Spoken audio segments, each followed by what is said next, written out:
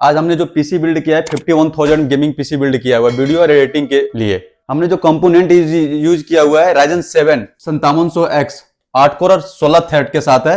और जो हमने मदरबोर्ड यूज किया हुआ है MSI का है B450 मैक्स प्रो। और हमने जो रैम जो यूज किया हुआ है जी स्किल का है 16GB 3200 मेगाहर्ट्ज। एयर कूलर लगाया हुआ है C400। पावर सप्लाई यूज जो किया हुआ है हमने RX 550 ब्रॉन्ज। और हमने SSD जो यूज किया हुआ क्रूशियल का है 500GB NVMe P3। और ग्राफिक कार्ड जो हमने यूज किया हुआ है RTX 3050 6GB।